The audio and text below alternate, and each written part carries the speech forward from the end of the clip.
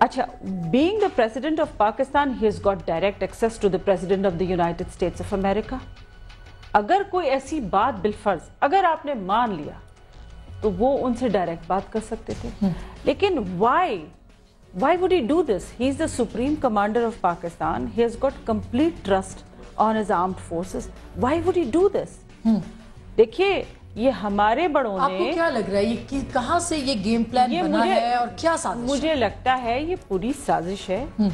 شکر خدا کا, یہاں مجھے آج پہلی دفعہ یہ احساس ہو رہا ہے کہ میڈیا چونکہ اتنی وہ کہتے ہیں نا, آپ نیپال جائیں تو ایک آنکھ آپ کو دکھائی دیتی ہے, اس آنکھ کو کہتے ہیں آل سینگ آئی آف نیپال. تو اب وہ میڈیا جو ہے ہمارے ملک کی وہ آل سینگ آئی بن گئی ہے, اس کو ہر چیز نظر آتی ہے. اب چونکہ آپ لوگ اتنے انویسو ہو گئے ہیں تو اس کی وجہ سے یہ ایک چیز اب کھل کے سامنے آ رہی ہے. اب دیکھیے گا آہستہ آہستہ دودھ کا دودھ پانی کا پانی ہو جائے گا. مجھے تو ابھی صورتحال بالکل اس پیاز کی نظر آ رہی ہے کہ ایک چھلکا اتارو تو پھر دوسرا, پھر تیسرا, پھر چوتھا, اور کچھ بھی حاصل نہیں ہو رہا ہے. کیونکہ میں نے منصور اعجاز صاحب کی بھی بات سنی ہے. He sounds ridiculous. مطلب آپ ایک میسنجر ہیں تو آپ کو ایسی کیا آفت آ رہی ہے ایک میسنجر ہونے کے ناطے اپنی میسج دوسروں کو بتانے کی؟ آپ بار بار اصرار کیوں کر رہے ہیں؟ اور پھر ساتھ میں آپ اپنے میمو بھی دکھا رہے ہیں, آپ کی جو بلیک بیری اور جتنی آپ کی کنورسیشن ہوئی ہے وہ بھی آپ بتا رہے ہیں, اس کو چیخ چیخ کے پکار کے سنا رہے ہیں. What is the purpose behind it? آپ دیکھیے نا, اس پورے شاخسانے میں 2 افراد ٹارگٹ بن رہے ہیں, ایک صدر مملکت اور دوسرے ہیں وہاں کے سفیر, پاکستان کے سفیر. That's it. اس کے علاوہ اور کوئی ہمیں نظر نہیں آ رہا ہے. اب اچانک کل سے یہ ایک لفظ میں سن رہی ہوں, غداری, ٹریزن. خدا کے واسطے یہ کس قسم کی باتیں ہیں؟ اگر غداری کی باتیں ہوں گی تو پھر تو جنہوں نے آئین کی پامالی کی ہے, جنہوں نے آئین کو کیا کہتے ہیں ایبینس میں ڈالا, تو آپ نے فکس کرنا تھا, نہیں کیا نا. نہیں کیا نا. آپ مجھے بتائیے, اس کو چھوڑ دیجئے نا, ڈونٹ پٹ بلیم آن می. میں تو نہیں کچھ کہہ رہی ہوں نا, لیکن میں یہ کہہ رہی ہوں, دیکھیں نا, ہم اس لیے نہیں کوئی اس طرح کی انتہائی قدم اٹھانا چاہتے ہیں کہ ہم ایکریمنی نہیں چاہتے. درست بات ہے. ہم چاہتے ہیں کہ سب مل کے ساتھ چلیں. ظاہر اسٹیٹ کو چلانا ہے. میں فاروق امجد میر صاحب, اس میمو میں یا اس پورے معاملے میں خان صاحب کا بھی ذکر ہوا ہے, اور خان صاحب نے اپنے جلسے کے اندر بھی بڑے واشگاف لفظوں میں ذکر کیا تھا, اور حسین حقانی صاحب کے خلاف خاص کر کے کیا تھا.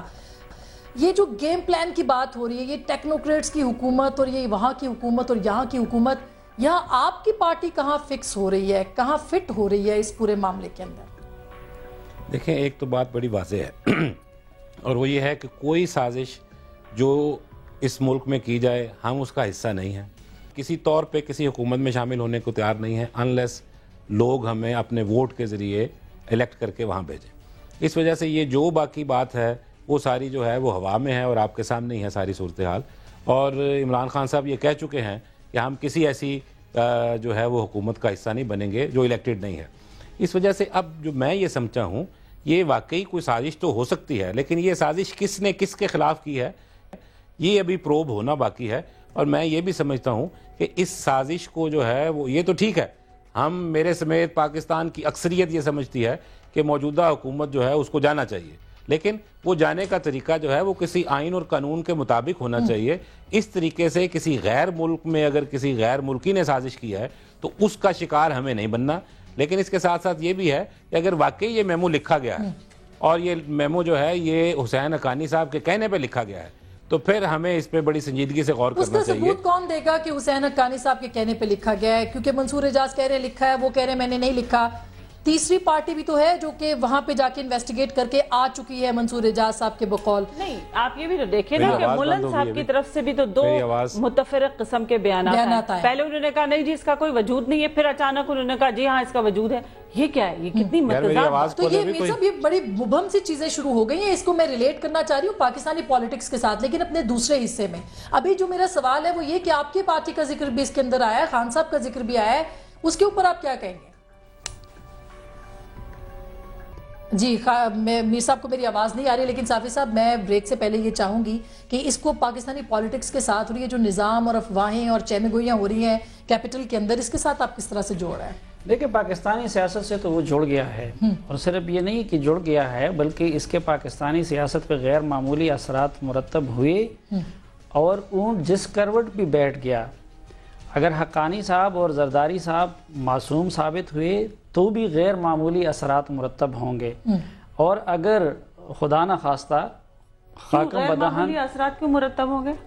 اس لیے مرتب ہوں گے کہ دیکھیں ابھی آپ نے فرمایا کہ غداری، آپ کی پارٹی کا ایک بندہ اگر جا کے کسی اپوزیشن کی پارٹی سے ملاقات کر لیتا ہے تو اگلے دن تو آپ لوگ اسے غداری کا سرٹیفکیٹ دے دیتے ہیں، لیکن اگر ایک ملک کے سپریم کمانڈر کے کہنے پہ یا پھر ان کا ایمبیسڈر جو اب بھی یہ کہتا ہے کہ میں زرداری صاحب کا ایمبیسڈر ہوں، وہ جا کے اس طرح کے کریٹیکل وقت میں اس ملک کو، مگر یہ ثابت کون کرے گا صاحب؟ نہیں میں تو اگر لگا رہا ہوں نا کہ اگر اس طرح ہوا ہے نا، انہوں نے کہا کہ اثرات کیسے مرتب ہوں گے اور غداری کیسے ہوگی، یعنی جس میں آپ کی افواج کا بھی، آپ کے ایٹمی پروگرام کا بھی، آپ ایک غیر ملکی قوت کو یہ اختیار آپ کہہ رہے کہ ہاں میں آپ کے کہنے پہ فوج میں یہ کروں گا اور فوج کو اس طرح کروں گا، ISI کو اس طرح ایک منٹ میڈم مجھے بات پوری کرنے دے، یہی میں پھر کہوں گا،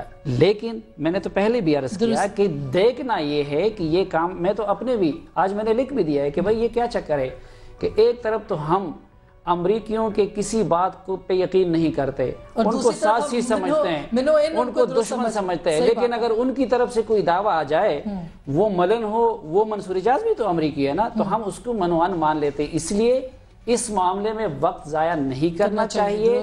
اب دیکھیں دونوں طرف، میں ایک چھوٹی سی بریک لے لوں، بریک کے بعد اس کو دوبارہ ریلیٹ کرتے ہیں پاکستانی پولیٹکس کے ساتھ بھی، ایک چھوٹی سی بریک۔ ناظرین واپس آئیے گا، ہم بات کریں گے کہ کس طرح سے پاکستان کی سیاست میں اب چہمہ گوئیاں ہو رہی ہیں، کون سا نظام حکومت متعارف کرنے کی باتیں کیپٹل کے اندر ہو رہی ہیں اور کیوں ہو رہی ہیں، اس پہ بات کرتے ہیں ایک چھوٹی سی بریک کے بعد۔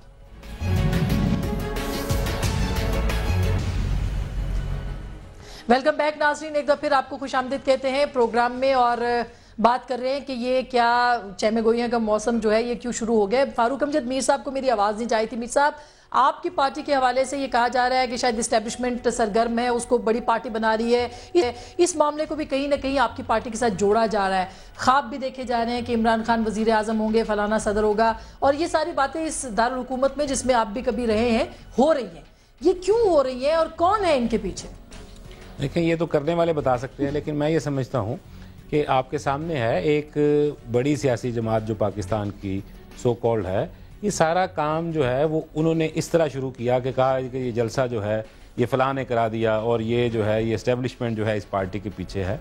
سارے پاکستان نے دیکھا کہ ہمارے پیچھے جو ہے وہ کوئی اسٹیبلشمنٹ نہیں ہے، سوائے اس کے کہ پاکستان کے لوگ جو ہے وہ اب ان دونوں بڑی پارٹیوں سے جان چھڑانے کے لیے ایک ہوپ جو رکھتے ہیں، ایک امید رکھتے ہیں، وہ تحریک انصاف ہے، اور کوئی اسٹیبلشمنٹ دنیا کی جو ہے وہ جلسہ نہیں کر سکتی لاہور میں جو ہمارا جلسہ ہوا، اور اس کے مقابلے میں اگر 28 اکتوبر کی آپ وہ اسٹیبلشمنٹ جو کم از کم چلے سول بیوروکریسی پنجاب کی جو ہے انہوں نے جو جلسہ کیا، اور وہاں پہ جو تماشائی جو برائلر مرغ کی طرح بیٹھے ہوئے ہلتے جلتے بھی نہیں تھے، وہ بھی دنیا نے دیکھا ہے۔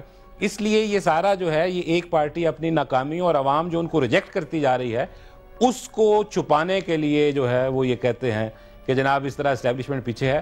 15-16 سال سے جو ہے وہ تحریک انصاف ایک سٹرگل کر رہی ہے، اس سٹرگل کو جو ہے جب عمران خان کہتا تھا کہ پاکستان کا نمبر 1 ایشو جو ہے وہ کرپشن ہے، اس وقت عام آدمی یہ سمجھتا تھا کہ شاید یہ بات درست نہیں ہے۔